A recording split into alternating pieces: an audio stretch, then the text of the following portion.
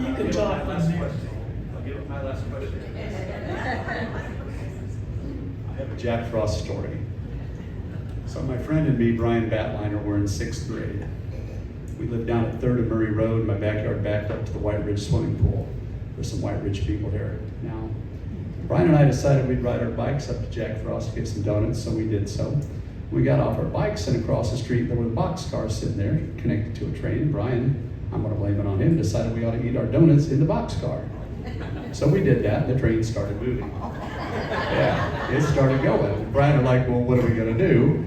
First of all, there's no cell phone back then. You couldn't call it. If you did call, you were going to die before, when you got home, your parents were going to kill you.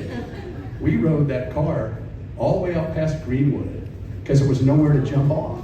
Because there was nothing out there. Was nothing but barbed wire fences and nothing. Remember the movie Throw Mama from the Train where they held each other's hands and jumped? That's what Brian and I did. We finally jumped and rolled into the fence, and it took us more than an hour to walk home. I remember that. And we got up to the train track and got on our bikes, and I said, Brian, we're all cut up. What are we going to do? And Brian said, well, just tell our parents we got in a bike wreck. And that's what we told them. They believed that for years and years. And I think finally before Mom and Dad died, I told Mom at least. Dad would have still killed me. I told Mom about that story. She's like, that's why I have all these gray hairs. So when you mentioned Jack Frost, I had to share that story.